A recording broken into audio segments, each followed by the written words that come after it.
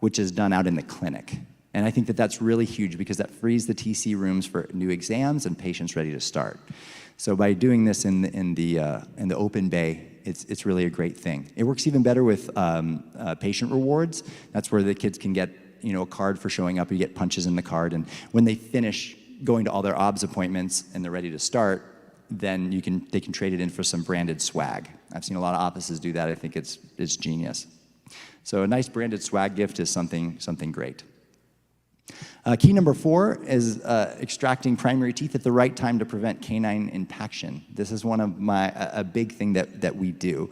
But anything that we do or we have a strong philosophy over should be supported in evidence-based clinical data.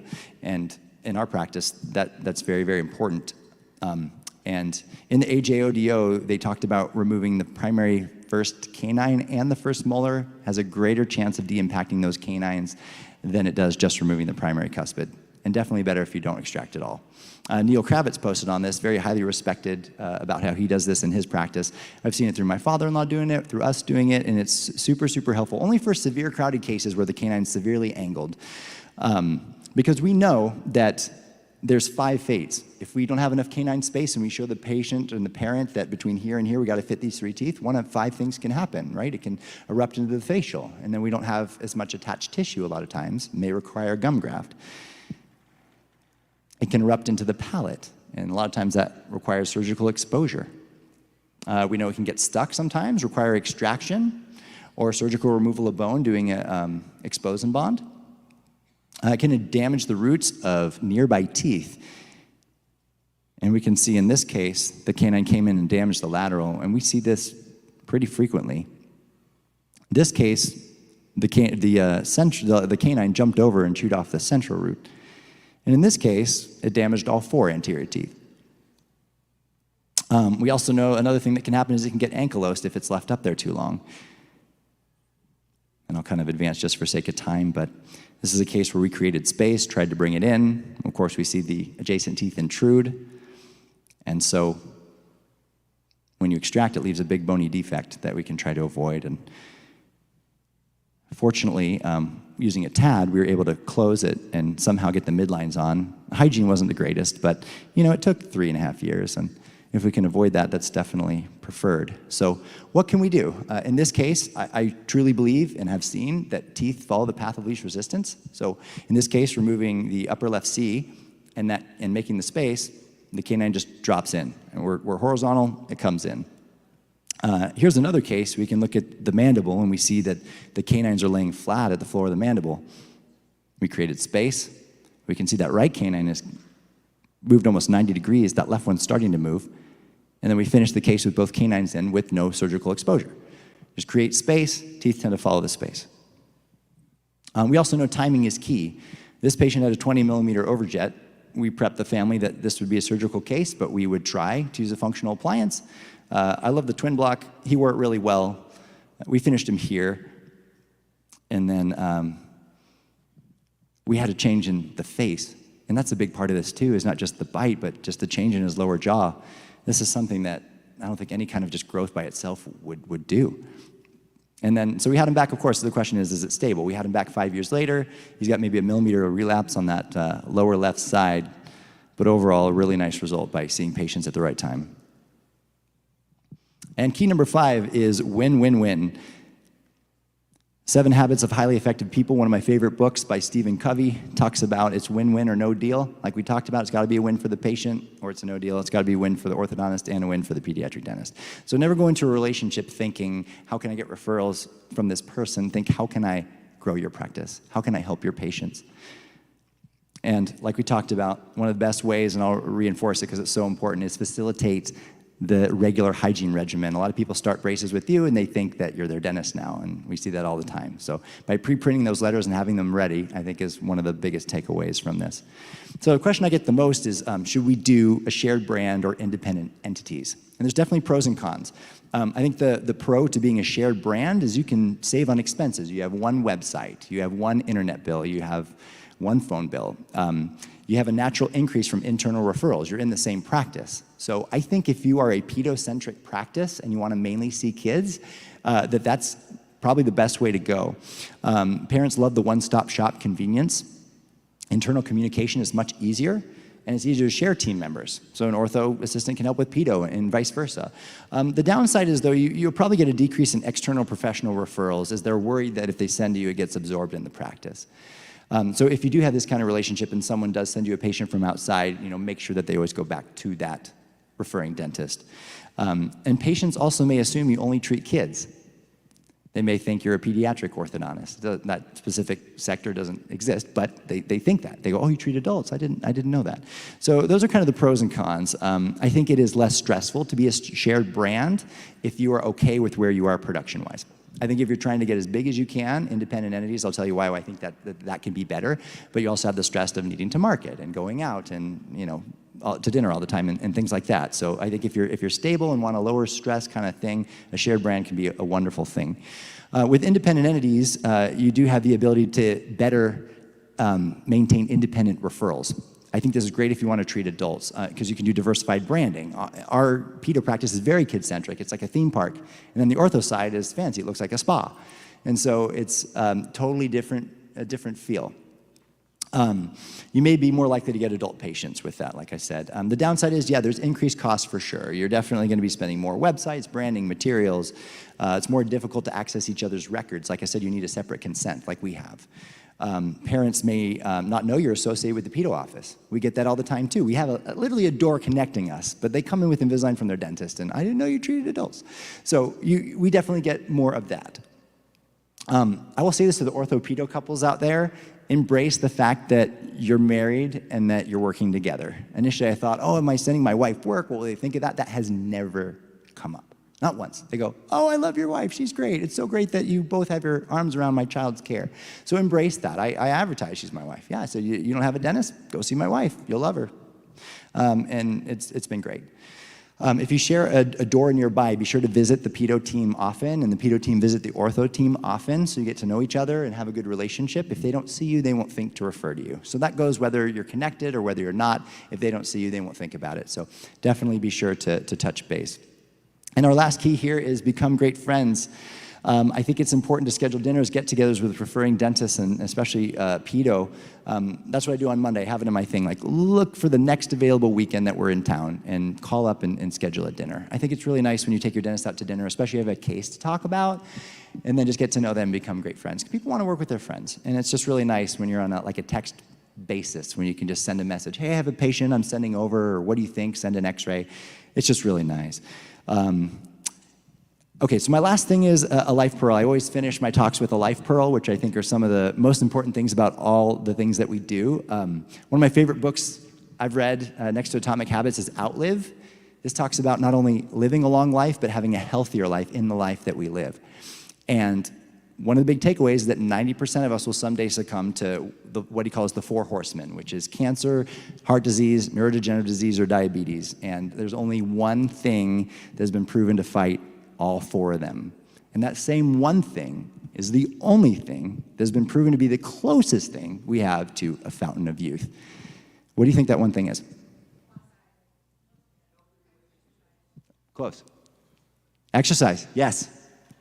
So tomorrow morning we have a 5K, and I hope to see you there. 6 a.m. We have a sunrise run. It's beautiful. We did it last year. I would love to see you there. But if there's anything you could take away, absolutely being active is so important. And then on Saturday morning, I know we have our party the night before, but we're going to have Dr. Sejal Patel Pandya, a good friend of ours, do a yoga class that's out on the pool deck. It's just a beautiful area. The area where we do it almost looks like a sun salutation. It's a really cool spot. And so we've invited her back the last couple of years because everyone loves her class. So be sure to think about fitness and make it a part of your experience. Don't forget about the welcome reception. Take a photo of this slide. You can reach me or my wife anytime. You can email us, text us, find us on Facebook. We're an open door. If you ever want to come visit our practice and see it in person, you're always welcome. If you have any questions as you embark on this journey yourself, feel free. If you have any pearls to share, that's great too. We learn the most by exchanging with one another, and especially in the Ortho Pearls forum, I love how people are posting what they do and sharing with one another. It's really incredible. So for next, I'd like to introduce Dr. Omar Issa. He was a co-resident with Dr. Brian Anderson and I at the University of Minnesota. He was the past president of the Texas Association of Orthodontists. He's a wonderful person. He's had 3 different orthopedo partnerships, so he's going to talk about everything from floor plan to some pearls. And then he will be offering some insight on how you can partner with a pediatric dentist. So please, if you would, rise to your feet and give a warm Ortho Pearls welcome to our colleague, Dr. Omar Issa.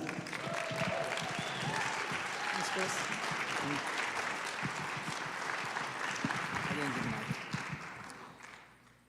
Thanks a lot, Chris. Chris covered having 2 different entities for orthopedo offices. What I will talk about is having actually a shared brand and how it's basically my journey and hopefully going to be helpful, especially for new residents out there or new orthodontists out there of how to start up an orthopedo practice. Just a little bit of background about myself. I graduated 2013 with Dr. Chris Teeter and Brian Anderson from University of Minnesota. Moved to Dallas, worked in a corporate for a couple of years, then opened my own ortho office in 2015, and then 17 opened an orthopedo office with a friend of mine, then another one, and we ended up with 3 offices. How to start an orthopedo office. So the way that you need to think about it is think about it as a pedo office and you are just an add-on. Forget about being an orthodontist for a second. Forget about everything that you learned about how to start an ortho office, because the success of the ortho office is going to end up being as a result of the success of the pedo office. How to structure it, the way that I structured it with my partner, with my business partner, is 50-50 ownership, basically. That's when it comes to liability, so banknote, lease, any kind of liability, going to be 50-50. Profit is also going to be like a 50-50 profit after we pay each partner, basically, partner pay. What I learned during the process is a managing partner, one of you guys is going to be more involved with running the practice, like HR, like marketing, training, putting systems into place. So having a 5% of the profit toward the managing partner gonna get this person the feel or the appreciation that he's doing more than the other partner. One good point is you need to keep in mind, even if you are in a shared place or a shared brand, that ortho and pedo are totally different animals when it comes to billing, when it comes to charting, scheduling, even imaging. So yeah, having 2 different softwares gonna help a lot. So we use Ortho 2 Edge for ortho and then Dentrix Ascend for pedo. Branding, basically, it's as simple as choose a pedo brand. Your target demographics is families that have kids from age 6 to 18. So a pedo name, a pedo brand, and then add an orthodontics to it. Again, think about pedo first. Initially scheduled when we started, when we started our first orthopedo office, I had my own ortho office. My partner had his own pedo office, so that was an add-on for us. So we started with 2 days for pedo, 1 day for ortho. I think that's a good start for any orthopedo office as a startup. Always think about opening Saturdays. Again, your target demographic is kids, so opening Saturdays will help a lot. And then it's gonna grow. With a shared space, we ended up 3.5 days pedo, 1.5 day ortho. When you look at the location, you need to think again about your target demographics. So at a certain point, we had 4 offices in Dallas.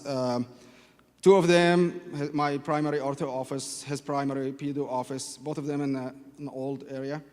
So it didn't produce as much.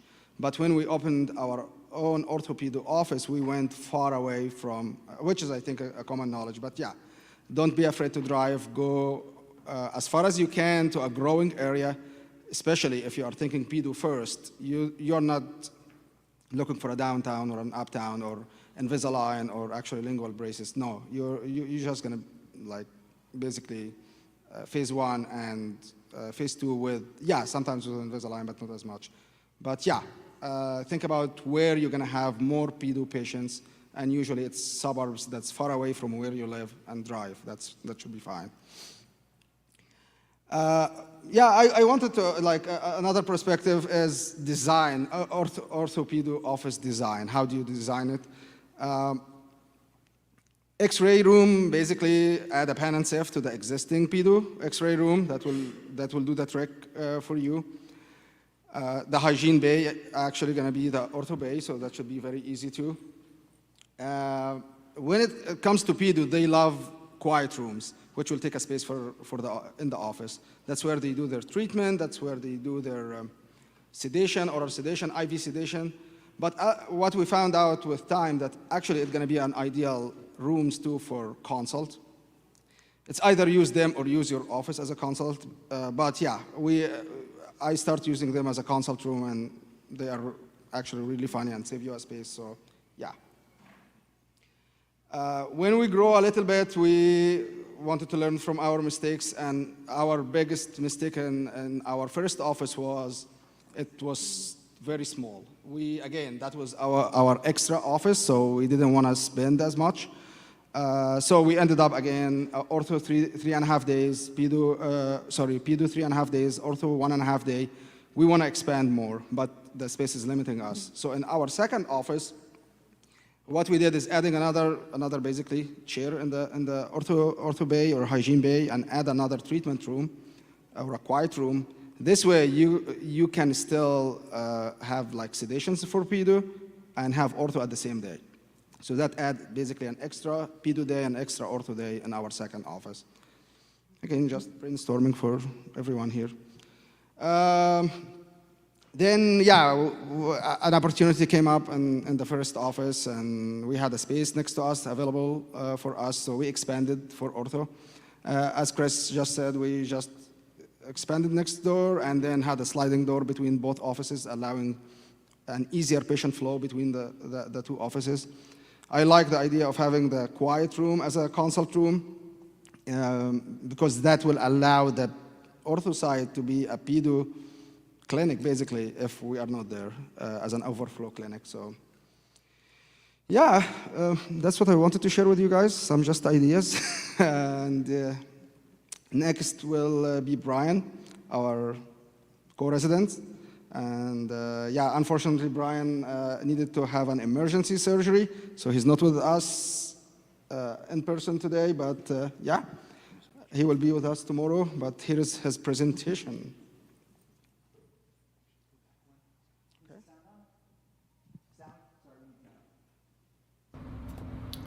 So, I acknowledge this is.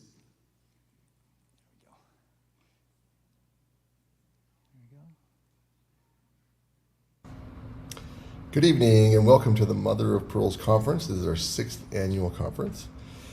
Of course, you've already been welcomed, but as one of the founders of Orthodontic Pearls and the Mother of Pearls Conference, I wanted to say how grateful I am for your support and how grateful I am for an amazing partner, Dr. Chris Teeters and Chelsea Haller, who's been incredible, our event planner and coordinator, to help us pull this off year after year. And it just seems to keep getting better and better and stronger. And I'm really proud of that. And again, thank you for your support, for being here. I was supposed to be there tonight in person, but life happens, and I had what we're calling the trampoline incident at my house this past weekend, where I was jumping on an Olympic trampoline, jumping as high as I could, which in retrospect I had no business doing, and I was getting high. It was pretty high up there, and on one balance I was slightly off balance, and instead of going straight up, I went up and laterally, and I could see that I wasn't going to land on the tramp. and the trampoline is elevated about 5 feet from the ground. So my right foot hit the edge of the trampoline and immediately snapped the tibia and fibula. So my foot just bent laterally. I landed on the ground, so it was about a 25-foot fall. But fortunately, snapping my ankle slowed my fall, changed the trajectory. I was able to react in a way that I didn't put my hands and, I didn't straight arm to catch myself, but I had my hands bent and they reacted with the fall, so I pulled back. I was able to roll onto my back, basically land on my side, kind of push myself onto my back. So I didn't have any other injuries. But I was laying there, my kids were there, my girlfriend's kids were there, and my foot was just bent sideways. And they were freaking out. And it was, overall, it's been a challenging experience. I had to have urgent surgery, I guess, a couple days later, where they did open reduction of the bones and rigid fixation. That was on Tuesday. So my doctor said to be careful, to keep my foot up. And so that's, what we're doing here. But I do plan on coming tonight. I'll be traveling with my girlfriend so she can help me, push me in a wheelchair. I've got one of those knee scooters I'm going to be probably using. You'll see me buzzing around on this weekend and trying to keep my foot up as much as possible, like the doctor said. But it's going to be my pleasure tonight to present on my experience acquiring and owning a pediatric dental practice and how that's affected my practice, my orthodontic practice, and how that's also influenced my career. So I acknowledge this is not something that's super easy for anyone to apply. I want to say that right from the get-go. I realize that not everybody here will have the opportunity to own a pediatric dental practice. And my opportunity is unique, but I do think that there are some pearls here that are generally applicable and valuable for anybody. And hopefully it can start to get your minds thinking of opportunities in how you could partner with a pediatric dentist or purchase a pediatric dental practice, or in some ways incorporate pediatric dentistry officially into your practice, even if it's not directly affiliated, but if you have ownership in a separate pediatric practice, which is the case with me. So again, it's not going to be super easy for anybody to apply, but luck favors the well-prepared. So I understand that a lot of this was luck, and that's the way things are in life. I mean, like with my broken leg. I mean, the fact that it happened when it did, right before the conference, maybe that was bad luck, right? And of course, I take responsibility. I shouldn't have been. Shouldn't have been jumping the way that I was at my age, but lesson learned. And I understand that we don't always have full control over our circumstances, and not every success and not every failure is due to us. That's a very egocentric way of looking at things. But rather, we work on ourselves, we develop ourselves, we practice the values and the behaviors that we want. And ultimately, if we're well prepared, when we're in the right place at the right time, opportunities come up. So my story is that I've been out of practice for about 11 years now, or out of residency, I should say, for about 11 years now. And I've practiced in Salt Lake and northeastern Nevada the whole time. And there was an opportunity about 6 years ago in the community that I practice in northeastern Nevada, where the biggest pediatric dental practice in town was owned by a pediatric dentist who had originally established the practice, worked there for a number of years, hired an associate, and then after he hired the associate, he actually cut back and stopped going to this practice and had it remotely managed and run by his pediatric dental associate. And he moved off to Alaska, started a couple other practices. He had a few, I think he had 2 satellite practices, one in the area that I practice and one in another state. And I was close with the associate pediatric dentist. It's another, pearl is you have to get out there and establish relationships and get out there, have as many touches as you can in the sense of interacting with colleagues in a meaningful way. Of course, you have to balance interaction that's meaningful versus maybe being excessive. So that's something you each have to kind of play with and figure out for yourselves. But I was active and had a great relationship with the pediatric dentist.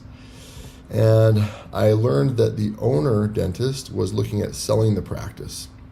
And as I talked to my pediatric dentist friend, I asked him if he wanted to buy the practice. I said, gosh, you are sort of the heir apparent or the person who naturally probably should take over this practice and buy the practice. Are you interested in it?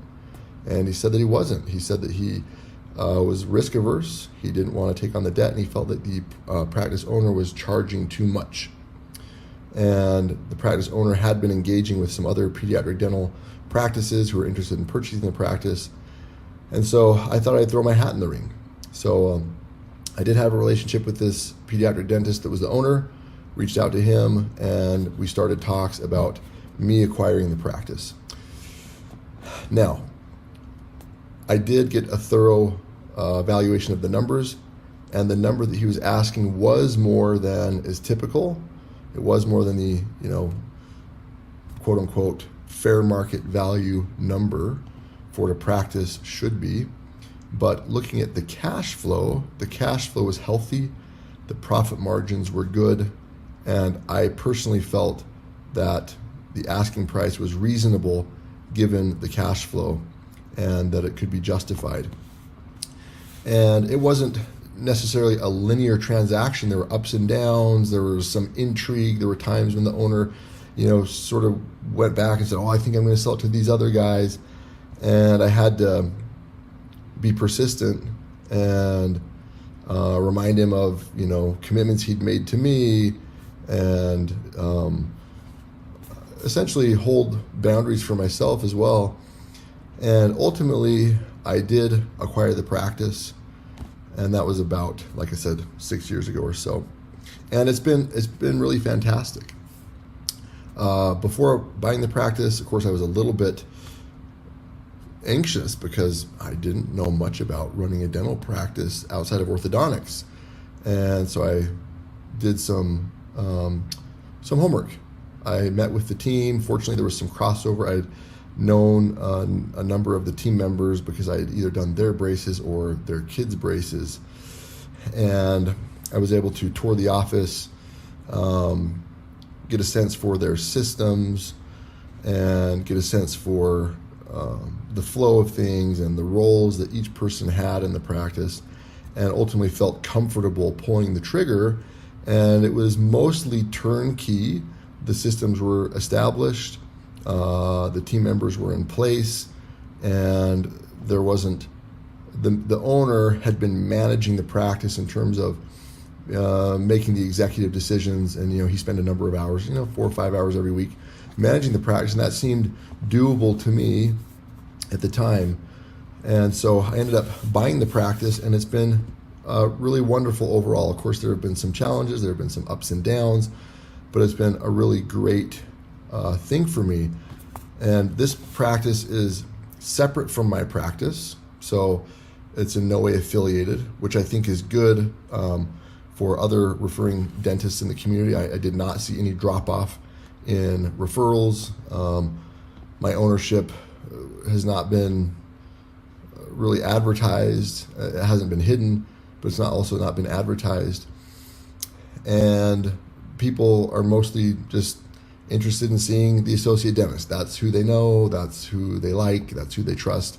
And of course they know me for orthodontics, and so it's been mostly a silent ownership operation, although I have been involved regularly with the team in planning, coordinating. I did an office remodel when I acquired the practice, and so I've done a number of things to improve the overall practice, and it's been really a great experience.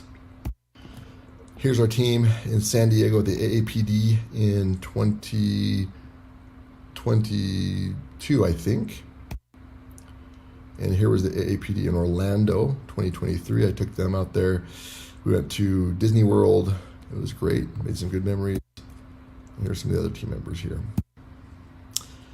Okay, so here's some pearls that are hopefully applicable even if you can't ever own a pediatric dental practice, or if you decide not to, or if the opportunity just isn't ever realistic or pragmatic or available. But I would caution you to push back against that thought a little bit, because I've found that our boundaries are often able to be stretched, or the limitations that are placed on us or that we place on ourselves are able to be stretched and transformed to a degree. But even if you don't ever own a pediatric dental practice, the pearls from this presentation or from this experience, I think, are that relationships are the most important thing we have. Fortunately, I had good relationships with the associate pediatric dentist and the owner pediatric dentist. I'd taken the time to get to know them personally. I knew them fairly well. I felt comfortable having these types of conversations with them, and obviously our professional relationships are among the most important we'll ever have in our career in terms of our business success, and the relationships outside of work are the most important thing we have, period. So spend time investing in relationships. I mentioned creativity here. That goes back to just knowing that you can think outside the box. Really, I had no right as an orthodontist to buy this practice, but because I was open and I was creative, when I heard of the when I heard that the practice was available, I didn't just think, oh, someone's going to buy it. I thought, oh, I might be able to buy it. And you got to get out there. You got to be active, engage with the world. I was persistent. There were ups and downs, like I mentioned. There were several times that it looked like the things may not go through, but fortunately they did, partially because I just kept moving things forward. Even when he was getting a little approach avoidance or a little skittish, I was persistent, and I think that really helped things to happen. And there's risk tolerance. There's always a risk making any investment, of course, especially one where, something like this.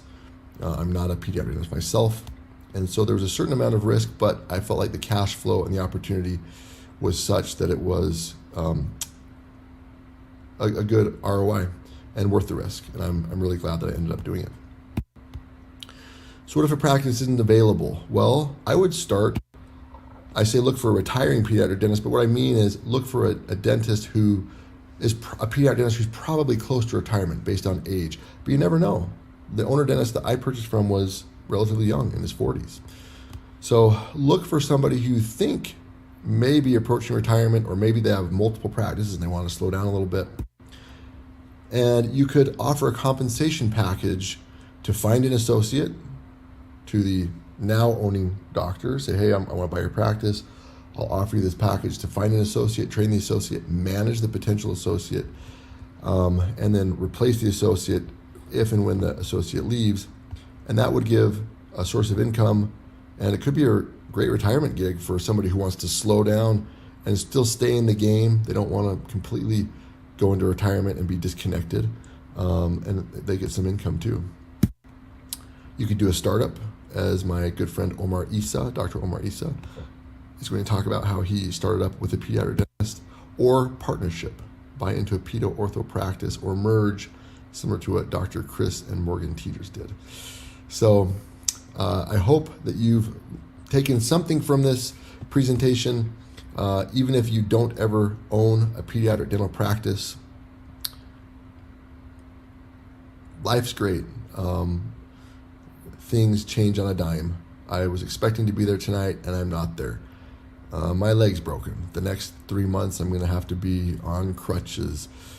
And yet, I'm excited about the growth and the opportunities I'll have because of this. I've already seen some good, and actually some real good happen because of it in terms of my relationships and just facing something that's really unpleasant and knowing that I reacted calmly in that circumstance and didn't panic. And so life's wonderful. I'm grateful to be part of the orthodontic community. I'm grateful to be involved with you all in Orthodontic Pearls and other orthodontic groups and meetings. And I hope you have a wonderful conference, and I look forward to seeing you all in person. Thanks. Yeah, thanks for cheering. Brian's watching from home. Just really glad you all are here to hear him talk. But I wanted to take just a quick moment and say for the 200 of you that are live streaming, I know there was issue with things with not being able to see the slides. We will go ahead and send that out to you and give everyone a copy of those slides. And I am now excited to introduce Dr. Kyle Fagala, just here to my right. He is one of the greatest people I have met. He is not only an amazing orthodontist, an amazing drummer who you hear tomorrow night, but he's also the founder of Neon Canvas, which is a digital marketing agency that has created the best websites I've ever seen. He does our websites for the Orthodontic Pearls and manages all of the ingoing, outgoing. I could not do this on my own, so the fact that things are implemented in a way that work out so well is really a wonderful, wonderful thing. So if everyone would, I would like you, please rise to your feet and give a warm Ortho Pearls welcome to Dr. Kyle Fagala. Thank you. All right. Let me see that if I can, because I got a lav on, but I don't know if it'll come on. All right, we'll see if my mic will come on. There it is. Lav 1. What's that? You want it higher, huh? Yeah, my wife wouldn't let it go where you put it. Sorry. It was like a fashion thing. No, I know. You're the expert on the mics. Does this sound okay, though? Yeah. I'll project. I didn't get set up early and on time like I should have, so I don't have my charger, but I bet we'll be okay. We'll get this going. How is everybody? Hopefully great. All right, so what is it, Thursday night? We're talking marketing, huh? That'll be fun. There's going to be good stuff here. So I'll just say this. We've just heard from 3 people that own an actual pediatric office or orthopedo or whatever. I don't. So I'll tell my story, which does involve pediatric dentistry, and then obviously it involves, marketing as well. But I think there's some good reason why maybe I'm up here talking. So we're going to talk about marketing pearls for the orthodontist working with a pediatric dentist. I think obviously that applies to all of us, whether they're down the hall from you or under your roof, or they're down the street. I am Dr. Kyle Fagala. I'm from Jonesboro, Arkansas originally.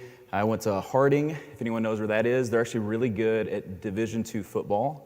They won the championship. They run the triple option. It's working really well for them, so they just kill teams. For disclosure, I'm a co-owner of Neon Canvas, so I will refer to Neon Canvas quite a few times. And then I do consult for Solventum. Thank you to Solventum. They're the reason why we're here tonight. Here are my 2 main families, my biologic family, I guess you'd call it. So Anna is here. Hello, Anna. My 4 kids are at home. We were just texting, saying I missed them. I do miss them. Then we have a dog. We also have 3 peacocks. We got to get the peacocks in the photo. So we have Jim, Pam, and Dwight are our peacocks. Yeah. Somebody said stop. I agree. It's ridiculous. And then this is Saddle Creek Orthodontics right there. We just celebrated 10 years. We're actually up at 11 years now. Yeah, why not? So we started from scratch, so it's kind of cool to have a team. We didn't have a team when we first started. So, and then my other family, my 3rd family, is Neon Canvas. This is a marketing agency we started about 8.5 years ago. We probably have some clients in the audience. If you've never worked with us, we're here this weekend. We'd love to talk about working together. We have an app that has just launched. Where's Kayla? Is Kayla here? Kayla has really taken on the mantle of the app. Maybe it was my idea on some level, and then she made it actually happen. So actually our team in the Ukraine made it happen, but anyway. But it's really cool. It does a lot to help you grow your practice and keep kind of tabs on what marketing is actually doing for you, which I think is a common issue with marketing, is you pay somebody some money to do something for you, and how do you know that it actually did anything? It's a problem for us, is proving that to people, and this app kind of helps bridge that gap. And also getting more juice out of the lemon. If you're going to put money into this stuff, you want it to return. I also have a Facebook group. So in addition to, all the great ones out there, Orthopreneurs, Orthodontic Pearls, I've got this one. It is open to team members. And if you're a team member, and if I'm you, let's say, I'm thinking, maybe on a Friday I don't want to be learning about orthodontics, but there's some good stuff there. It's a good community. And if you ever have any ideas that you want help with or any questions you got, you can put them up there. It's a free group, and there's about 6,000 people in there now. All right, so why am I talking about this? This is actually the first patient I ever treated, and it was at a pediatric office. And so when I was going through school, Anna worked for 2 different orthodontists, and the last one she worked for, the second one, said he wanted me to come on and be a partner, which at the time was like, that's just what you do. I had no one in dentistry, no one in orthodontics, really nobody in business in my family. And so I thought, well, I'll go through school, I'll find an office. We decided we wanted to stay in Memphis because I'd been there for dental and for ortho. And I'll find an office and we'll go in together. And since she was working at one that was really good, it made all the sense in the world. He had a dad who was getting up at retirement age, so it made all the sense in the world, right? Well, even though he stood me up at the Christmas party and was like, here's our new, next orthodontist, and I was like, this is what I'm gonna do. For whatever reason, he got cold feet. Now, maybe it was me, could have been, I don't know. I think I'm okay. But for whatever reason, he got cold feet. At the time, he said, well, I've got kids, and I just want to keep an opportunity for them. His kids were like 13 and 11, and now they've not gone through orthodontics, so it's really stupid on his part. But for whatever reason, Brian, if Brian's speaking, if I break my leg, I'm just pissed about it. I'm not trying to make that sound good. I shouldn't have been on a trampoline. That was stupid. Brian's like, it's actually a good thing that I broke my leg, like a complex fracture of my tibia. For me, it was not a good thing at the time. I was really upset that he would do that. And I remember feeling like pretty hopeless, pretty helpless. But, you sit and you kind of wallow in the self-doubt and sadness, and then you say, well, what am I going to do? We want to live in Memphis. Anna and I had never done this. We never started a practice, obviously. But we said, well, let's start a practice. Okay, so long story short, we started a practice. But before we could do that, before we'd feel comfortable with that, we're like, I got to do something to make money. And so I found a pediatric office, and they didn't have ortho, but we kind of talked, similar to like what Brian said, like you have to be in the middle of activity, you have to start forging relationships, you have to look for opportunities and kind of make those happen for yourself. And of course, there's a certain element that is, destiny or providence or luck or whatever. And so we made the most out of that. And so I went and worked for them, and I was probably like grossly underpaid, for whatever it's worth, but it was a thing to do, and it helped pay the bills. And I did that for a couple years, so working alongside pediatric dentists, referring to them, they'd refer back to me. And then after that, I got an offer to start a new practice location next to a pediatric dental office. So they had about 2,000 square feet, not a huge spot, but it was literally down the hall from a nice 6,500 square foot, like massive pedo operation. And it was a handshake deal. We did a contract, but we were leasing from them, and they were sending all their patients, and I didn't have to pay them anything for those, which was great. And if you can find a situation like that, do it. And we did it for like 7 years, and then they needed the space back, and so that relationship has ended, but they still send us a good number of patients. So I don't really have just like some massive story about how I built this like pedo ortho empire, but I would say that pediatric dentistry has played a huge role in our success. Okay, so we happen to be at a casino, as you may know, and I'm proud of you for not being at the casino because it seems like there are some people that might be at the casino. So hopefully they lose all their money and then they're here the rest of the week. But I actually gave a lecture talking about 3 bets that you'd be silly not to make time and time and time again. And one of those bets is your marketing presence. There's sort of like waves of, I'd say like kind of negativity and cynicism and criticism about different things in orthodontics. And marketing is one of those where, I don't know, even like in the last 3 or 4 months, there's just been a lot of like negativity and criticism about maybe like what my company does or just marketing in general. And I'm a real honest person. I can handle criticism. I think if you have like super negative feelings about marketing, I'd love to talk about it for whatever it's worth. But I'm just going to share as openly as I can tonight about things that have worked. Because these things work, or because I believe in these things, doesn't mean that you have to pay a company to do these things. When I started from scratch, I did a lot of this stuff on my own time and on my own dime, and you can do that. I think with a lot of things, how long will you do that? How long will you stay disciplined enough to do it to the level you need to? And for most of us, it's, well, not very long. And so that's kind of why you pay a company. But I want to be very clear, I'm actually not here on behalf of Neon Canvas. I'm not lecturing because Neon Canvas sponsors for whatever that's worth. but obviously I have a huge bias as someone who started a company, okay? But I also started the company because we had success because of marketing, so for whatever that's worth. So I like to approach things in a very analytical way, like always, and there's gonna be good tips and pearls in here, but I do wanna do a little bit of philosophical kind of discussion tonight, because I think it's important to understand what you're marketing and the way you should approach it. And so here's what it is. There's a lot going on. But the first two of my marketing pro tips are going to be what I call the blueprint stage. And this is the stuff you do in your war room. This is the stuff you scribble out and you write down. This is prep work. For someone with my kind of personality, this is like what I love. I love like dreaming up stuff and coming up with ideas. The next three are grouped together as digital marketing. So we're going to have a discussion on website. We're going to have a discussion on social media, and then on advertising, or putting some money into this thing. And then lastly, we'll talk a little bit about traditional marketing. So where it's pertinent, I'll talk about how this applies to pediatric dentistry. But to be honest with you, I wouldn't say that we necessarily market differently to pediatric dentists than we do general dentists. You know, I think those relationships on some level are more valuable. I mean, some pediatric offices are a literal like gold mine. I mean, they can make up 20, 30% of your referral base, you know? The problem, I think, is just as markets evolve, pediatric dentists might bring ortho inside their practice, so you need to be diversified. And so even that one that we were like down the hall from, we've now lost that spot. No one took it over, but they're building a new practice location with another orthodontist, you know? So it's one of these tricky situations. Anyone who knows, you know, orthodontics kind of knows how that works. And so you can't ever put all your eggs in one basket, which is why I like marketing, because you are actually buying something that you own on a certain level. Now you can rent as well, and we'll talk some about that as well. But let's talk first about the blueprint. Thank you for doing that. I was having this fear it was just going to die at some point. You're probably having that same fear. Without a doubt, Chris is the nicest and most dutiful person I've ever known. Dutiful is not a word that I usually use. I wouldn't unplug that, though. We'll figure it out. Chris, if there's a problem, Chris will figure it out. This is what he'll be doing all day yesterday as we get ready to play Relapse. So, okay, so let's talk blueprint real quick. So the first thing is you cannot jump into marketing, and you cannot do marketing well if you don't have a compelling story. So they're pointing at the box. Open it. Are you the AV team? Oh, you're his team. That's so sweet.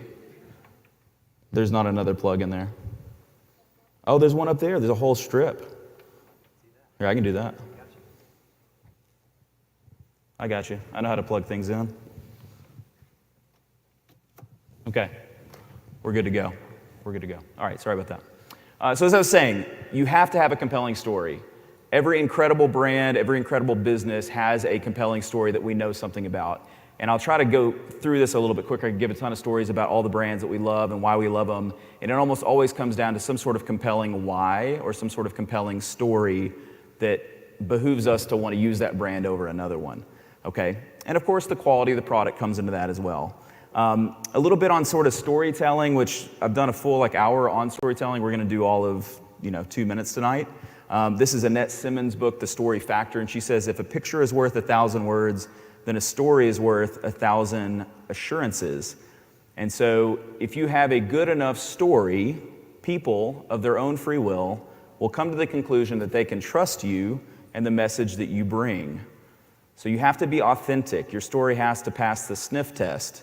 And I think increasingly people can, they have a pretty good BS meter. I think that era of sort of unfettered influencer social media has kind of given way to sort of a little bit more realistic, down to earth type of influencing, which is still just as fake and just as for profit.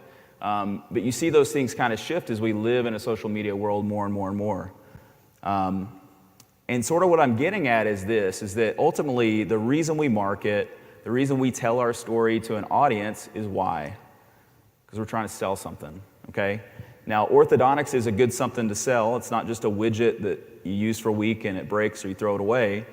It is something that can change someone for a lifetime. It gives them confidence. There's a reason why we did this. If you work in an orthodontic practice, at the end of the day, it's a good thing that we do, okay? So I think that's great. We can be excited about that. But ultimately, why we do all this and why we go to all this effort is we want to put bread on the table. We want to make money. We want to be able to pay our bills, pay our team, and all that. And there's nothing wrong with that. But in order to sell, you have to have a couple things. So you got to be good at the sales process. You got to have a physical plant. You got to have something to sell, et cetera, et cetera. But you also need to be able to instill trust into the person that you're selling to.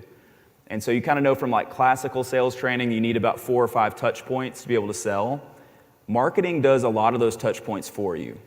And so the people that are the easiest to sell to are the ones that you already have a relationship with, the ones that have a great relationship with a dentist that happens to have a great relationship with you, or the one that knows you from social media or from marketing. They already know your story, they have an idea of who you are, and ultimately what can they do? They can trust you because you have a good story that you've told effectively. And so you're talking about pre-selling through the marketing that you do. The example that's used is this idea of, you see people on the news when some heinous crime has been committed, like there's a serial killer next door, and they always go and interview like the neighbor that's across the street. And what is a neighbor always like? They're shocked.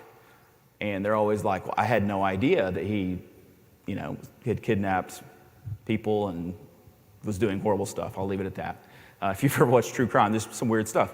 But the person is never like, yeah, I had a feeling that he was doing that. I had a feeling he was cutting people up. I just knew something was about him. But what they say is that, I just thought he was normal. And the reason they did that is because they thought they knew this person. They trusted this person because they had a relationship with them.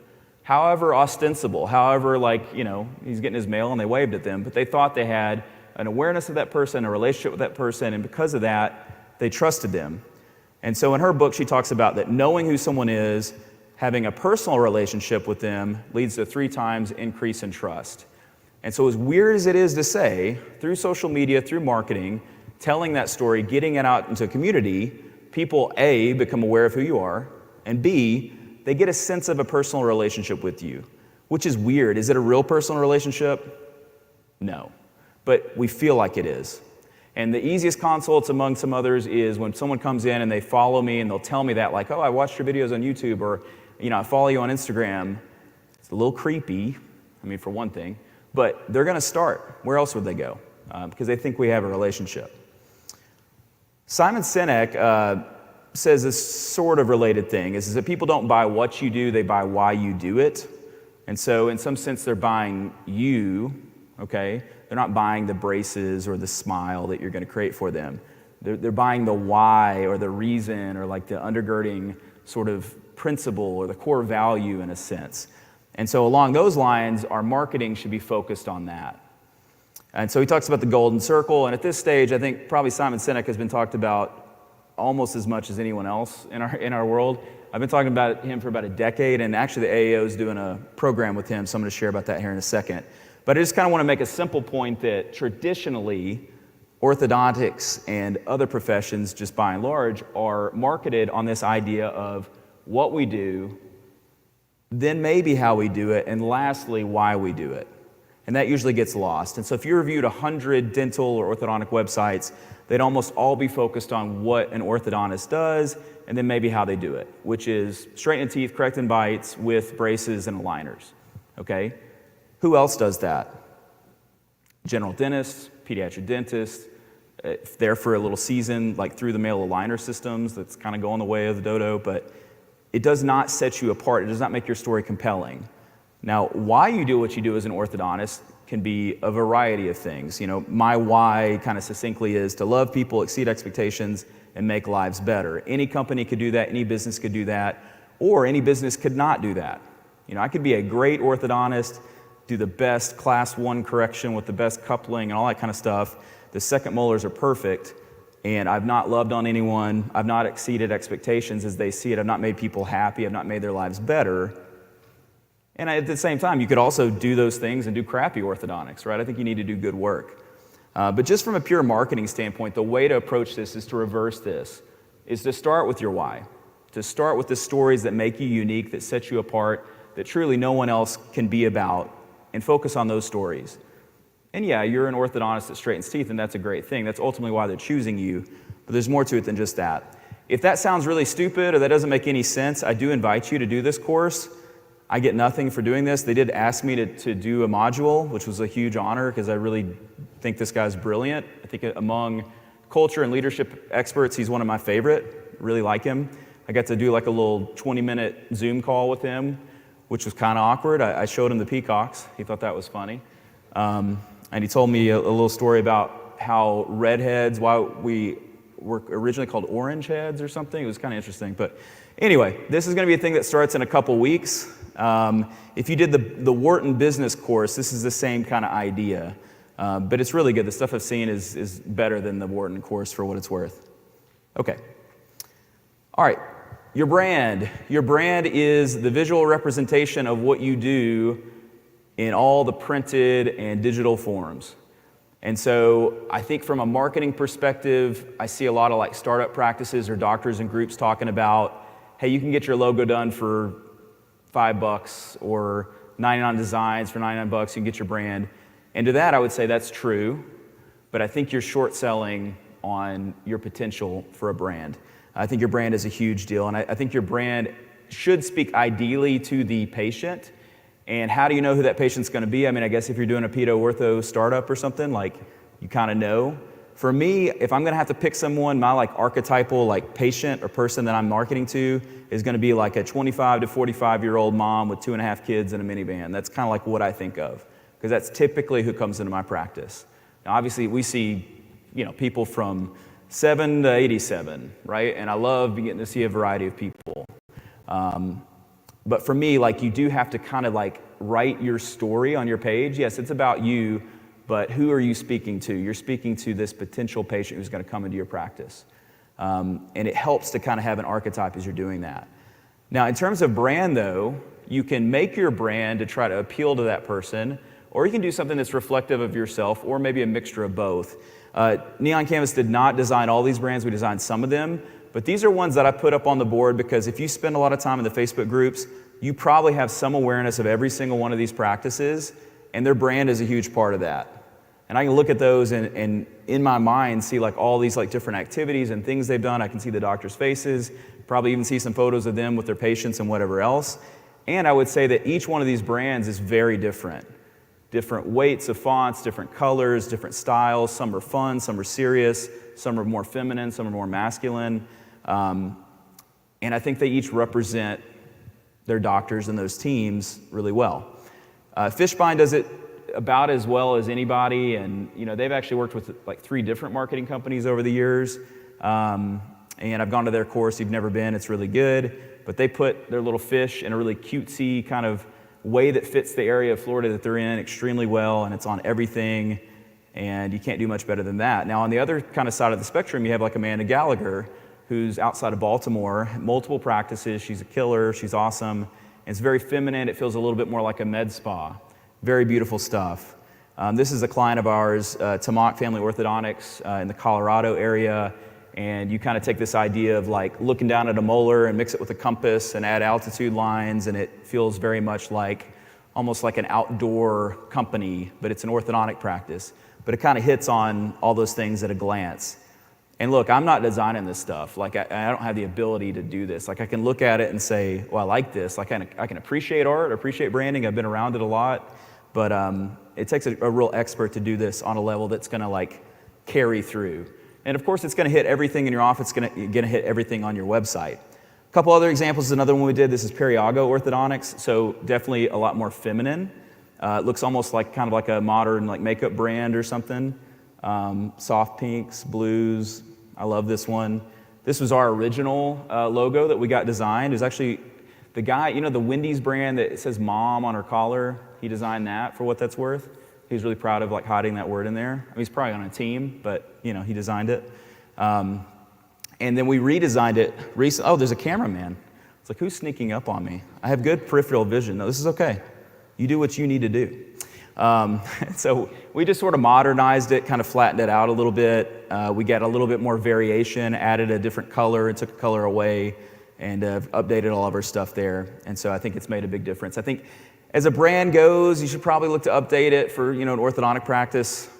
I don't know, every 7 to 12 years, 15 years. We'll have people come in with logos that are 20, 30, 40 years old. And there's like not anything like exactly wrong with that. And I was seeing a thing on the plane over, Mountain Dew. I think the original logo is like 1940, 1950. That's probably not one you've seen, but they're like kind of famous logos like from the late 50s, early 60s. And of course, they went through that whole like X Games, like extreme logo in like the early 2000s, which is funny when you look back at it. Now they're going back to what? Well, they're going back to that 60s like kind of logo and look. And so there's a cyclical nature to all this. But I would just say if you've not worked with a professional on your brand, it can make a big difference. All right.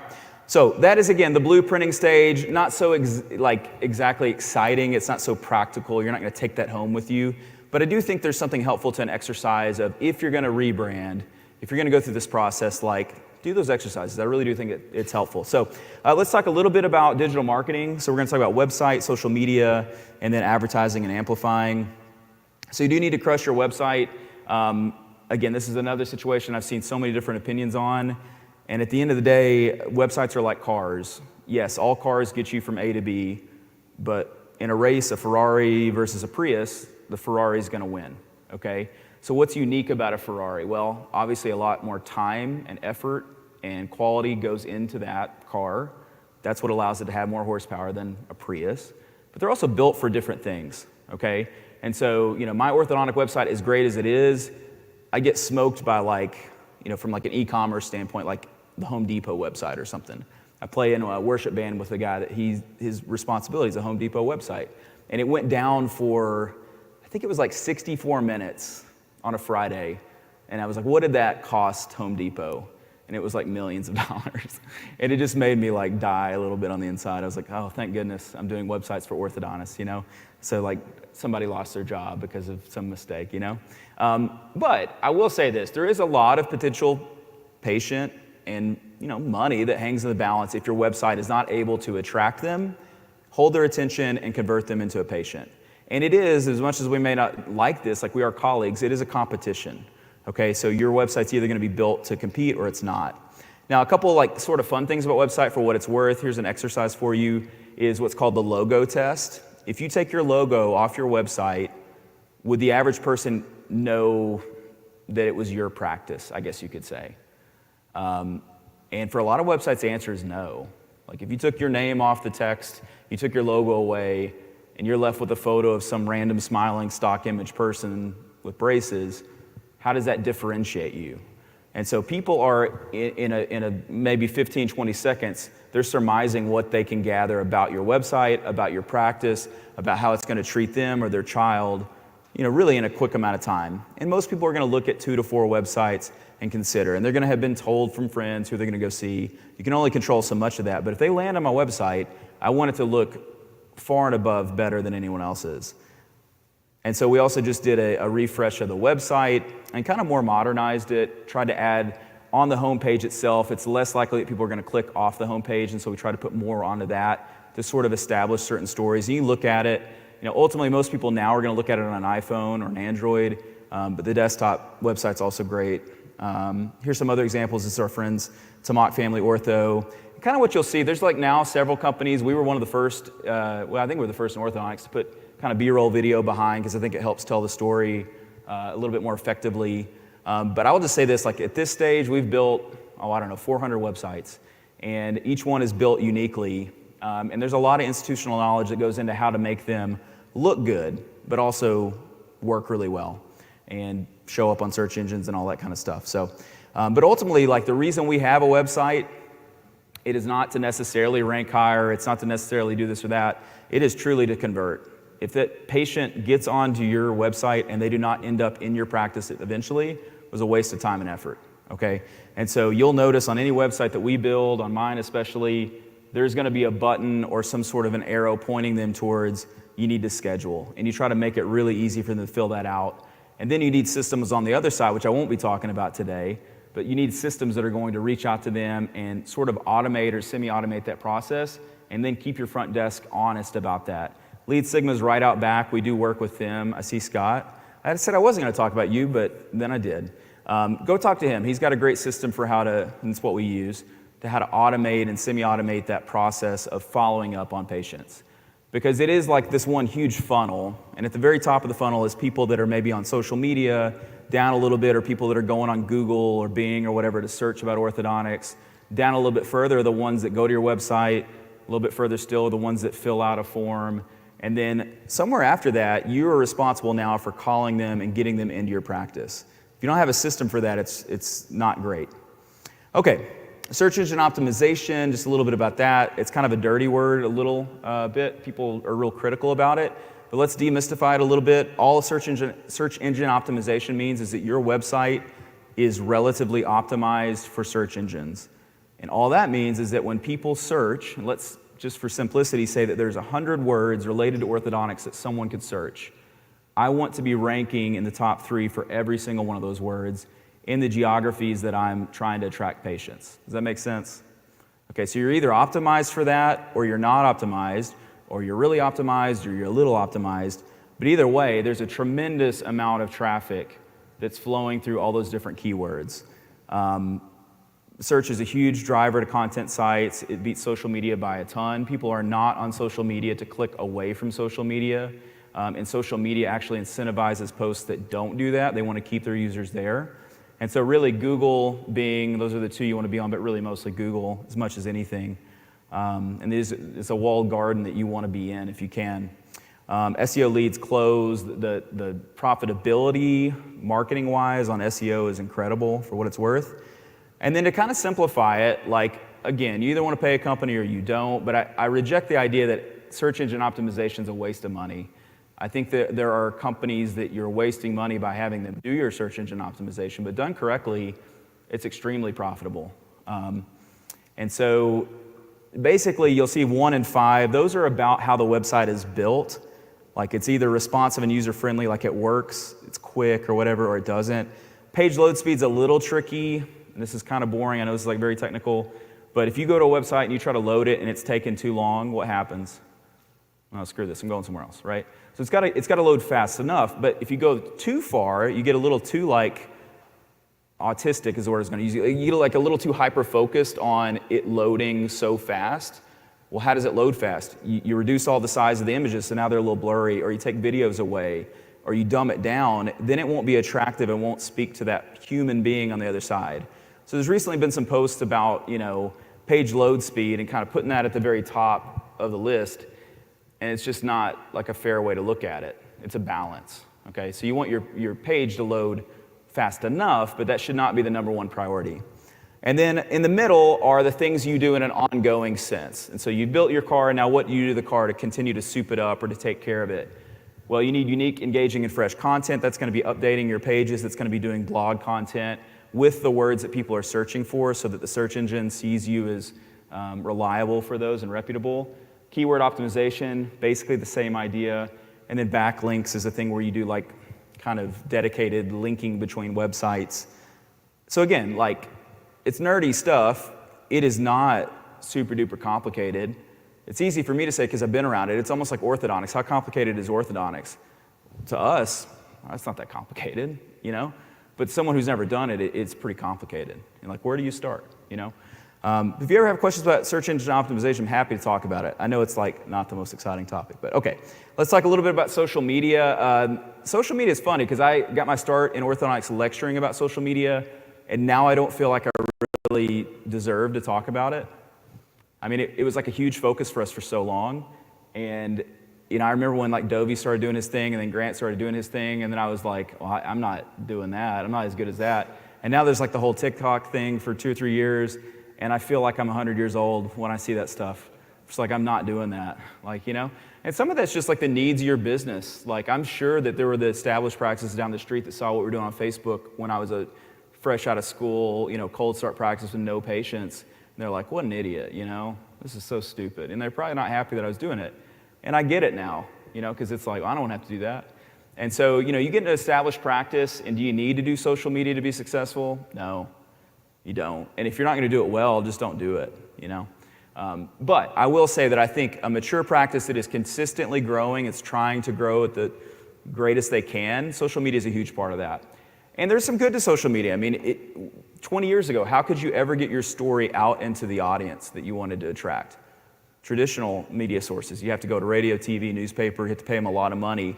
They're the walled garden. Now that wall is torn down, so we can tell our story however we want. So it's great, but ultimately it's mostly delegated, and my lovely wife Anna kind of oversees most of it now, so thank you, Anna. So again, I'm a planner, so I'm thinking like, well, where do I start? And we could spend a lot more time talking about what we won't.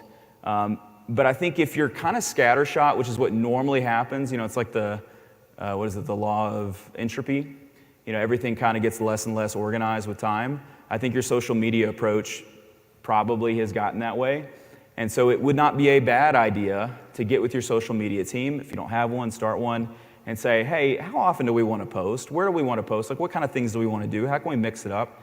How can we get more engagement out of this and help grow this practice? And have fun with it too. And so having some like planning resources are helpful. I mean, just a little print-off calendar that's kept in a central area is not a bad idea. I ascribe to John Maxwell's 10-80-10 rule, which is I, as the leader, as the conceptualizer, am going to do the first 10% of anything we do, or like ideally I would. The 80% in the middle that can be delegated is delegated, but then if you want something to be done well, you have to come around and analyze it at the end. You have to be honest about the results and revisit it before you restart that process. So obviously that applies to the doctors. You may be the team member that gets that 80% in the middle. What I've learned is if you get someone really good, you don't have to do the 10-80-10. It's more like maybe 2-96-2 or something like that. Have every patient sign a photo release if that's not a concern. Just use an iPhone. I mean, we have so many different types of iPhones. I always get the new one or whatever, but like anything now, iPhone 10 and up, or Galaxy or Android. I hate Androids, but like for those of you who have one, you love it, and you have to love it because you're pot committed to loving it, because you're such a contrarian. Where are my Android people? I want to see you. There you are. Okay. There's one of you in here. Great. She's going to get up slowly and leave.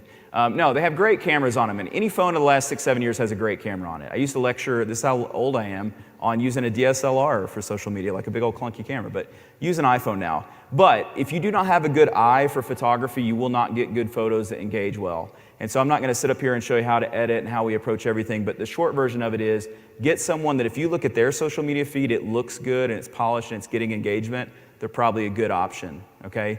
Get the camera closer and the image closer on faces. Faces engage better. At the end of the day, if you ever seen like a chimpanzee, go through like a phone, they give them a phone and they can start going through it. It's kind of crazy. They actually key in on the same things that humans do. I mean, it's ultimately all we are is on a phone. It's just like, we got our monkey brain, and we like faces. That's like what we, respond to.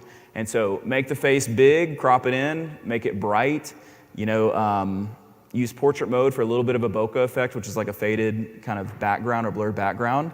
And you can do some light editing. If you make people look good, they'll want to be on your social media and they'll be happy about it. Don't put up a photo of a team member where she's blinking or she's mid-bite or anything like that. Don't do anything like that. Put your best stuff up. This is like you want like the headline photo type thing, not like page 7, okay? And don't go overboard on the edits. I see that sometimes, especially not with your clinical work. I think that's a whole nother like ethical conversation. But anyway, I've also found that iPhones, we reached a point where it was like trying to train my team to use like the fancy camera and then the camera would break and it was an issue. Like all clinical photography now is just with an iPhone. And it's an iPhone SE, which costs $400, and it's easy. They can airdrop the photos, they delete them. It works great for us. And the photos you get, I'm not going to stand up on stage at the Ormco Forum next to Stuart Frost and show these, but I don't plan on that. So like they're good enough for us. Systems, you got to have systems, you got to have apps that allow you to communicate, because this is a joint team venture. And so we use Slack for communicating about marketing. And then we use Apple Photos, which we're a Mac office. If you're not, I'm sure there's some sort of similar thing that I would never in a million years want to use because I hate PCs as well. But you can, there should not be applause for that, but I respect it. I like that, that's great. Sorry to the Android person. Anyway, use a shared folder. So anytime that there's a photo, then we can all see it and work on it if we need to. All right, so what should you post on social media? I feel like this is all like self-evident, but again, I also follow a lot of pages, they just post the same crap over and over and over. So the big idea is that if this is like, a TV show, have some like variety, do something like a little different, keep it interesting. There's more to your practice than just before and after photos, or just hugging the patient that got their braces on and saying, hey, do something a little different. So before and afters, team member spotlights, behind the scenes moments, educational tips, patient testimonials, updates on promotions or events. I mean, like just switch it up. Now, for some of you, that might mean that you need to have a plan and stick to it. And for some, it just means that in the moment, you're sort of like, a documentary filmmaker, and you're just kind of like showing what happens. Someone with like a journalistic instinct will get that a little bit better than maybe someone who doesn't. I've got a YouTube video on how to make before and after photos. Probably you've all figured that out, but if you haven't, this is the way that I like to do it. I use the Layout app on my phone that Instagram makes. Canva is also really awesome, 20 bucks a month for Canva. We use it for all kinds of stuff. And we still have a company that does graphic design for like tricky stuff, but for easy stuff, like, come on, I love Canva, it's great. We watermark photos, and so you just take your logo, white, maybe a little bit of color, you remove the background, you throw it on there with a little drop shadow, and it kind of makes it look a little bit more branded. And so here's what our before and afters look like. I'm not showing all the 8 photos, and I don't put the CBCT or the Ceph overlay or whatever, but I put the things that's going to connect with people most of all. Now, if it is a more complicated case like this, maybe add a couple little more photos, or maybe tell a story with some x-rays where it makes sense. But those sorts of posts, they do help, but they don't need to be like every single post you do.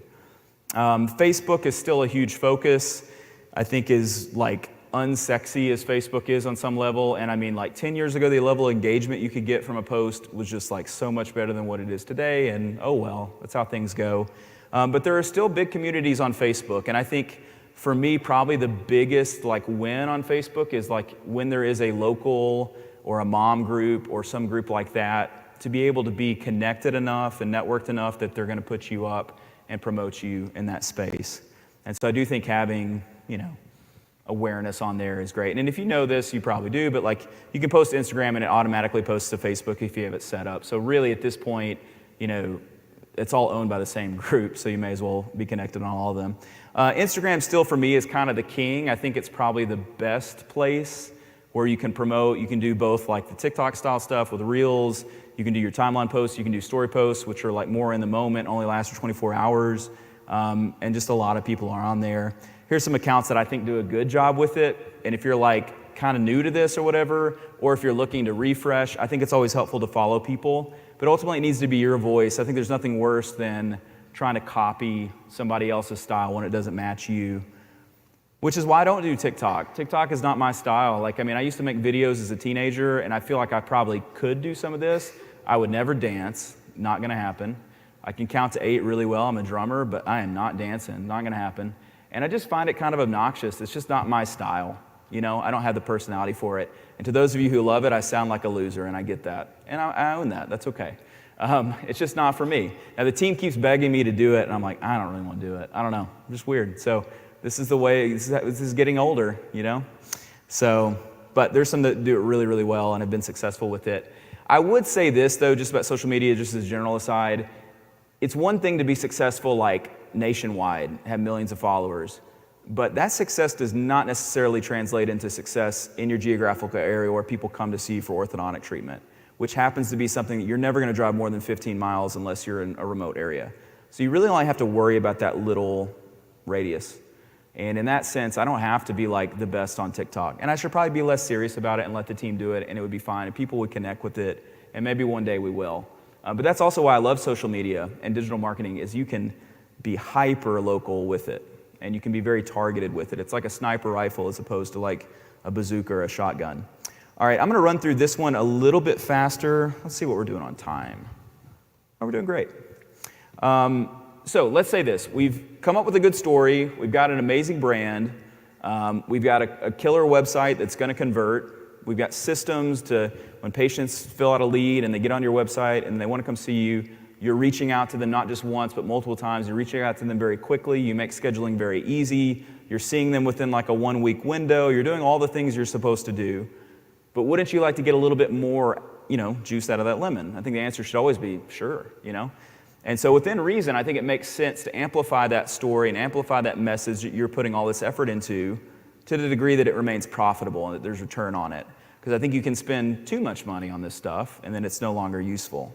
And so that's the idea with advertising. So Google ads are amazing. Google's like basically all of paid search, and a lot of people click on the ads. Google, of course, it's to their better interest to make people want to click on ads more because it incentivizes spending money with Google. It's still true that people will click on an organic search result more often, but you need to do Google ads. I'm not going to go into all the detail here, but what I'm basically showing is this for a year in my practice, comparing organic search, which is in blue. So those are the site visits from organic search, things that we got from having a website, but also from SEO efforts. And then those visits turned into that many patient requests. So 108,000 visits, 767 forums filled out. Versus Google Ads, far fewer visits, 6,800, but the conversion is a little higher, right? But you're also paying for that for each one of those. And so it's this question of which would you prefer? My answer is both. I want both. But obviously I'd prefer if I had to pick one, I'd pick organic search, I guess. But to me, it's sort of like in Monopoly, like would you prefer Boardwalk or Park Place? If you've played that game, if you know what I'm talking about. I've brought this up before and people are like, I've never played Monopoly. Have you never played Monopoly? It's like the world's most famous board game. But okay. If you don't know the game, the way to win is by luck and by strategy or whatever, you want a hotel or two on Boardwalk, and then you'll win. Because if somebody lands on it, they're like out of money, right? So, but Park Place is also great, right? And so to me, Boardwalk is like search engine optimization. It's ranking high organically, and that takes effort, and it takes time. But Park Place is right there, it's good, so it's like Google Ads. But there is a sort of pecking order to those things, for what it's worth. So you don't want to just do marketing that's just based on advertising, because in that sense, you're kind of renting to own, whereas you'd rather just own it outright. Hope that makes sense. Facebook advertising, I'll kind of run through, but basically there's two main ways to approach Facebook. There's boosted posts, and then there's what's called Ad Manager. I'll just say it like this. Unless you're really nerdy and want to spend a ton of time, you're never going to use Ad Manager, but you might do boosted posts. And I would suggest that you actually do. So Ad Manager is when a company creates a set of ads, and they can be very different. I like to use kind of almost like a mix of video and photo that help to tell certain specific stories about our practice, so that when people are on Facebook, they see it and it attracts them or makes them think about our practice. Doesn't mean that they'll necessarily click through it, but by the time they do need orthodontics, it's sort of helped inform that decision a little bit. And you can get clicks on these Ad Manager posts for 30 to 50 cents. In some markets, that price can be higher. But when I hear people say that Facebook advertising is a waste of money, I don't get that kind of like absolutist thinking. It's like, I can tell you in hundreds of different practices in 50 states in the United States, there is success to be had on Facebook. And yes, there's a lot of wasted money in some circumstances, but there's a lot of success too. For most of us who are not going to do that kind of stuff, and maybe you have a company do it, but you can boost posts. And so if you have a good message or a good story or a good post, you want some more people to see it, you're trying to grow your following, which is not a bad thing, you want to get in front of more people, you can just hit that little boost button that you see right there, put some money into it. If you have a marketing agency, you should have them create a custom audience for you so that when you're boosting, it is being more optimized. And so we do that for people. A little trick you can do is once you've boosted a post, you can go back in behind and click on the likes, and then you can see who liked your post, and you can invite the people that don't presently like your page. And I know this is like serial killer level like detail. I get it.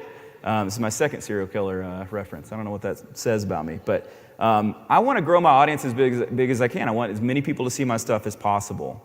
When people come into our office, there's what's called a Smurl counter. We use that, and it just shows your following on Instagram or TikTok or Facebook, and that'll get a few likes a week or whatever. So that's kind of cool.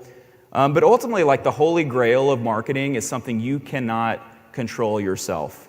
And I'm kind of a control freak. I like to think through these things, and I love fantasy football because I can like make every little decision and drop this guy and pick this other one up. And I mean, I make twice as many moves as anybody, and I've won my league 5 times, which is, Anna's probably most proud of me about that. So I won 4 years in a row.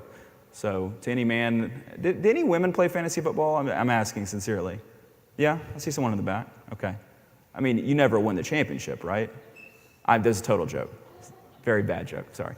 Have you won the championship? She has. There you go, you got me. Who's your team? Oh, the Bears. Okay, good job. Great. What do you think about Justin Fields and trading him away for Caleb?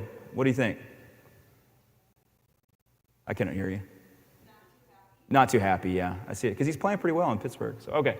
The sexist statement that I made was a complete joke, and I apologize. Okay, I'm sorry. That was like just being stupid. Okay, so brand advocacy. This is something you can't buy. This is when someone out of their own volition goes and they post about you, okay? Now, you can incentivize them, you could pay them to do this, you could ask them to do this, like, hey, it'd be cool if you post about us, or you can get influencers and like maybe give them a little bit of free treatment or discount to do this. But what I'm talking about is when someone has such a good experience in your practice that they go on their own social media and they tell that story. I think the only way you can influence it or like make it more likely is by having a big social media presence, for what it's worth. But this is the most amazing thing because it will engage so much more. So to whatever degree you can foster this or like fertilize this in your practice, definitely you should, because it's awesome. All right, so let's finish with this. So we've talked the blueprint, the planning, we've talked digital marketing, and now let's talk traditional marketing, because I think all marketing, all storytelling, all attraction of potential patients is valuable. And the first is going to be deliver wow daily, which is going to be team culture, and then the last one is going to be a bunch of pearls on things that we do that hopefully you'll enjoy. So if you want to be the Disneyland or the Disney World of dentistry or orthodontics or whatever, it's not easy, okay? You got to have good systems. You got to do great work. I think, though, maybe most importantly, you have to have an incredible team. I think Disney, it's known for a lot of stuff, and then their systems are incredible. The way they track their systems, even minute to minute, is really fascinating. But it's really their team and their team culture that makes them stand apart. And so team culture is priceless. But it's hard to have great team culture. And in that sense, it's hard to have a practice that people are going to want to come to and want to be a raving fan of and tell their friends about. It's hard to have a team that's going to allow you to do great social media and storytelling if there's people with bad attitudes. And so the energy bus talks about how your organization is like a bus with people who have good energy and bad energy. And anyone who works on a team knows that maybe you have bad energy on Tuesday, but otherwise you're great, right? And then there's some people, I'll point at a doctor because I don't want to pick on a team member. His energy is just bad every day, And at a certain point, that starts to drag everyone down. And if you have too much collective bad energy, or if the average energy on the bus is negative and cynical and dark in a way, it can decimate that bus and that organization very quickly. And so, what we think about, what we talk about, maybe more importantly in an organization, is incredibly important. And that Debbie Downer can ruin a team. We call them crap magnets. At Orthopreneurs, there was a speaker, Amanda Gore, who had an awesome accent. She's Australian, I think. And she called them foofers, because that's the sound of blowing out, like what do you call the gas grill? It's like a foof, she called it. And because they're always doing that, like any great idea, anything that could be like happy or fun, they just blow out that energy. And so when you find those kind of people that just complain, they complain all the time, they blame, everything is negative, they're just attracting crap into their life because they really, in a way, want that. Their negative energy is infectious and they have to get off the team. And I would say to the doctors in the room, ultimately you're the bus driver on this bus, or the office managers or whatever. You're in that bus driver position, and your energy has a greater impact and effect on the team than any other person. And so if you bring in negative energy and cynicism and you don't want to do anything, and I don't want to do that, I don't want to do TikTok, whoops, that's me.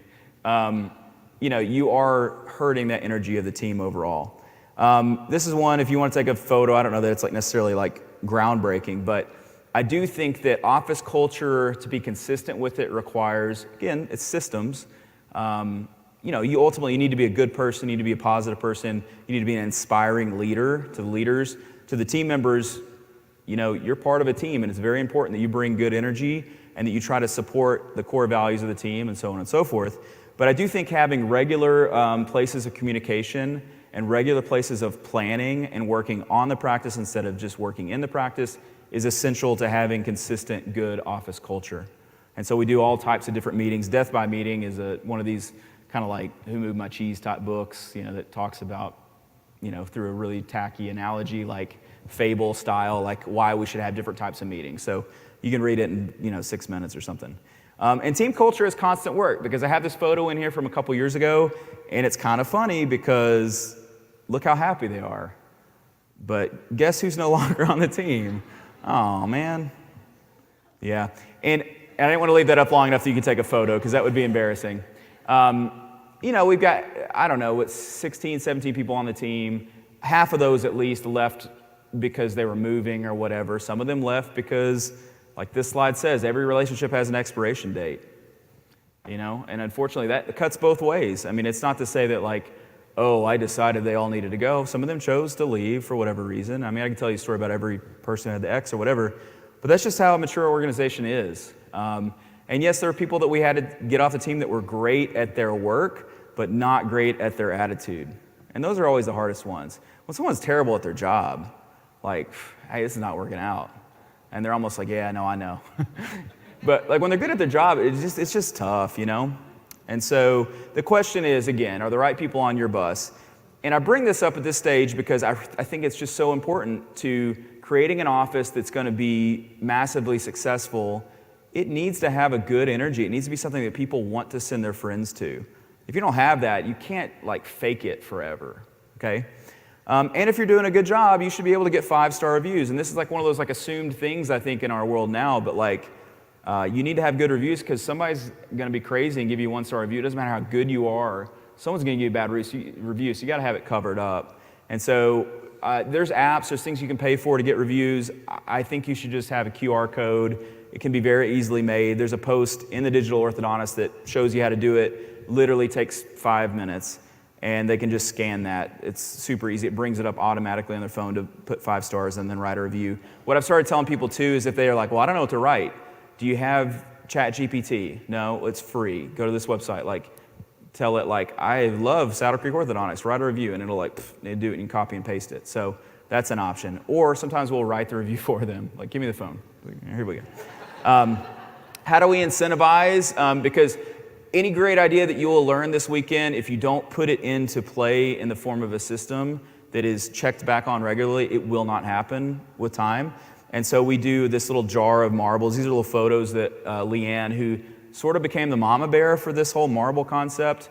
We got this from Dino Watt, but basically there's a jar. It's a huge jar, and once it gets filled up with marbles, we get to go on a team trip. They got to vote. It was like Vegas, go to the beach, go to like Great Smoky Mountains, go to, you know, some like kind of similar trips or whatever, and they wanted to go to the beach. So we're gonna like for a weekend go to Destin and rent a house, and it's coming up, so it'll be fun.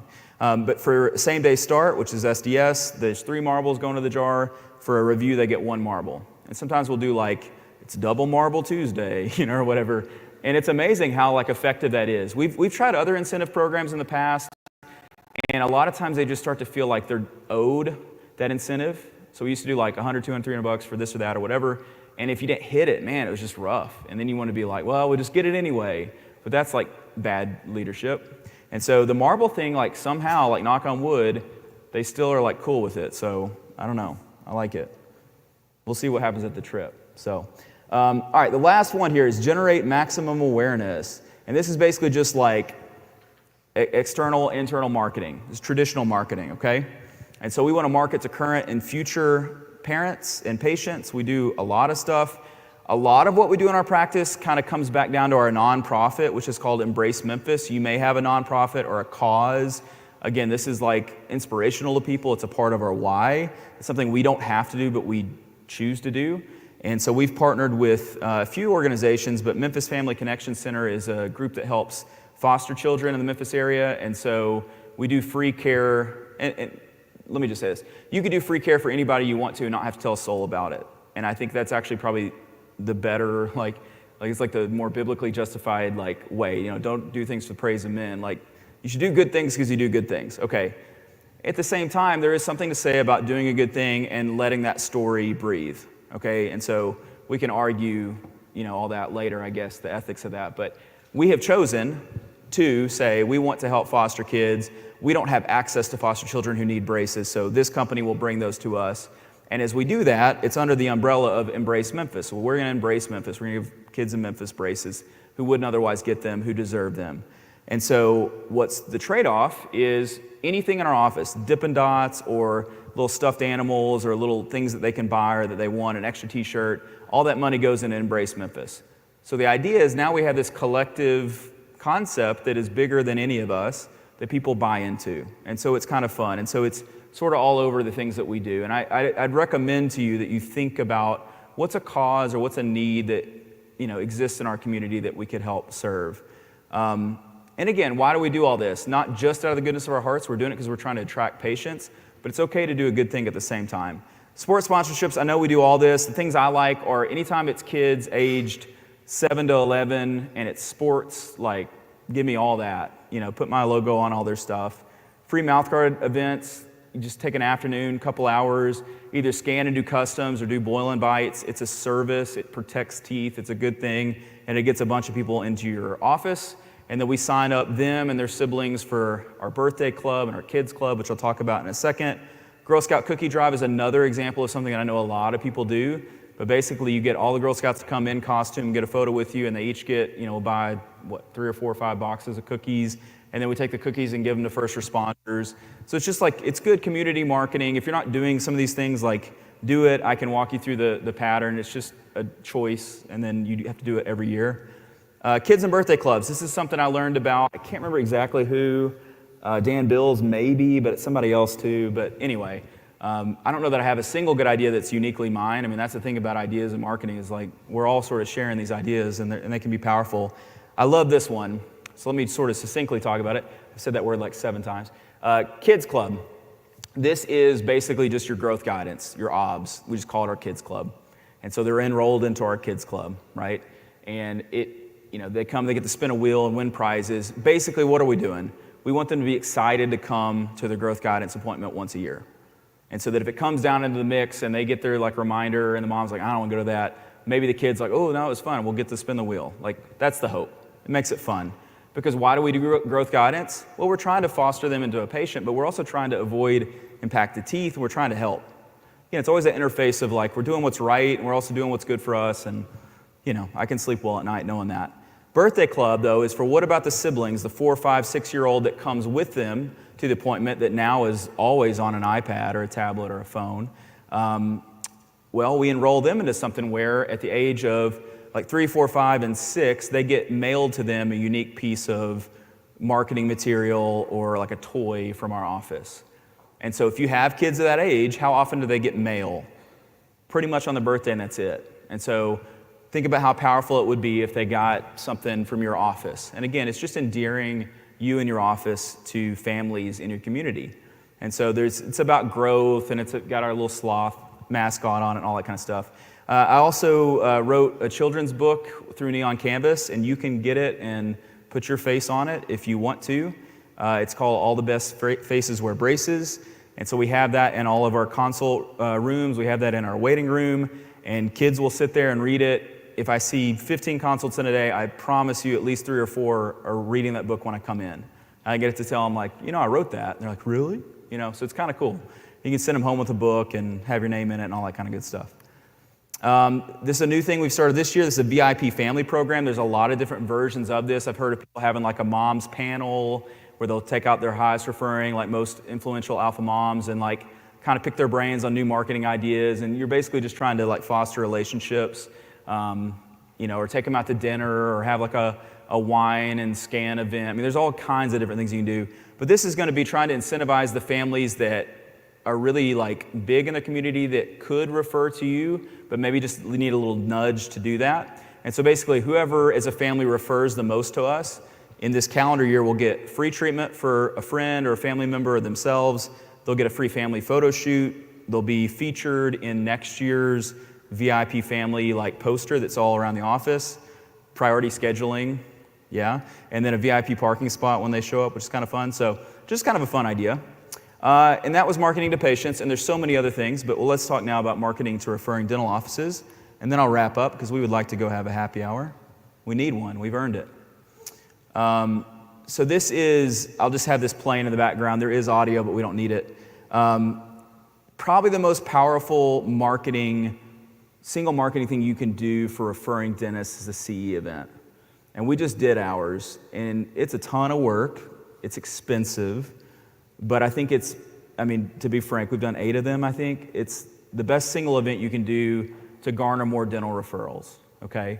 And again, I've said this, I like to be able to control things and kind of have my thumb on it and know that I've got the pulse on this and I can do this a little bit different and it'll work. Dental referrals are not like that. It's very amorphous, and as things are consistently like more corporatized, we only have so much control over those referral patterns.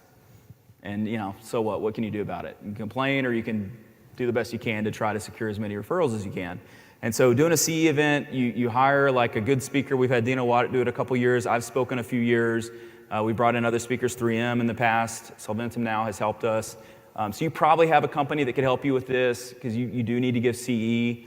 You do like a nice dinner and pass rounds and drinks and bring them out. We've had a jazz band. We've had like the Memphis Mascots. We've had like a lot of the halftime show people at the Grizzlies games. We'll have them come out and do cool stuff. You just want it to be a big event that's fun and it's good for the dental community. It's also really good for pediatric dentists, because they have big teams a lot of times and they'll like all come together. So it's a really cool thing. And you want to have cool events that make them want to share about it online, so that people will say, oh, I wish I had gone. Here's another random idea. I think along the lines of like, how do I make sure that people refer to me? How do they want to refer to me? How do we make it easy for them to refer to us? It's hard to see here. This is me out at the pool when I got here. My room wasn't ready. It's the list of, from the past 2 weeks, dentists who have referred patients. Not that they've started, and to be honest, not that the doctor even really sent them personally, but they're attached to that office. And so what I do is, if you can see it there, I actually use ChatGPT to say like, hey, I want to send a text to this doctor thanking them, just so I don't have to think about it. And then I copy and paste it in, and maybe I changed a word or two. But you can see Dr. Lance just thanking him, and he responded. It's so perfect for a slideshow. He was like, thank you for treating our patients so well. I was like, yes, thank you, because I can put this in the lecture. But I do that once every other week. And you can do, with your practice management software, pull all the dental referral patients attached to the dentist and get their cell phones, their personal cell phones. And me as the doctor, I'm texting them personally. And I do that because it creates a line of communication such that if they need something, they know how to reach me immediately. If they want to share a pan with me or they have a question, it's easier to reach me than to go through the office phone. And I think it keeps me top of mind with them. And so I found that that's a really good thing. Monthly deliveries, we all do that. But again, I'll say that you got to have like a system for this. And so we have a system where it's basically 2 years. We have 2 different groups. And, like in January, not everyone gets the delivery. And then February, it's a different group. And then on some months, everyone gets it. And it kind of helps make it controllable and doable and within the budget that we're trying to get. This like PDF, if you're a Neon Canvas client, you get this. I'm happy to talk to you about it. But another big thing, and I'm trying to wrap up in time, but golden tickets, it's sort of like Willy Wonka. Every year, our 10 top referring offices, we give them a free coupon for treatment that they can give to anybody they want. The idea is that they would give it to someone in need. Who do they usually give it to? Their best friend or their cousin, or, which is fine. But the idea is along the lines of Embrace Memphis, like give it to a kid that like their story, that their parents are working poor and they need the treatment or whatever. But we found that there are certain offices that will really work hard to refer because they want to do this. It's not fee splitting, but it's rewarding the offices that are good to you. Here's another idea. It's just funny. He emailed me today, and it got me thinking, like, here's another idea. We don't use this in our office. I'm just thinking of other ideas to make yourself different in the eyes of referring dentists. And I think Jeff, who's an orthodontist, he started Bright Referral. He's speaking on this weekend. Maybe go look into it. You may not like it. You may like it. I think it's pretty cool. It's basically just like a digital referral card that you either give to all your referring offices or maybe just certain ones that refer a lot, and then you can track how often they're referring, which is nice. I mean, that would be nice to do. Just a different way of doing it maybe than I've done everything, the triplicates, the little notepads, the business cards, but sometimes it's hard to know if they're actually sending or referring to you, and so maybe that's a good idea. And then what I was going to do, if we had time, which of course I never have time, is ask what has worked best for you. So I'm going to make this is your table talk topic for the happy hour. And so talk about marketing ideas. I'm always like able to learn new stuff, or maybe what I'll do is I'll put a post in Digital Orthodontist. You can go comment and talk about what's worked great for you. So hopefully there's some good pearls in there. Let's end with that tonight. Chris, if you want to come up and could you just do like 50 push-ups for us real quick, just for the heck of it? No? Okay. Let's have a push-up off. We'll see who push-ups more. So I'll say this. So I'm going to be at the Neon Canvas booth a lot. I'm playing drums tomorrow night at Chris's house. I hope you all go to Chris's house. It's really an amazing house. It's going to be really fun. Neon Canvas is sponsoring the party, so you'll see our name on everything. I'm excited to stand around and drink drinks with y'all tonight and chat. And if you have good marketing ideas, please come tell me. Thanks for being so attentive. Thank y'all. Have a good night.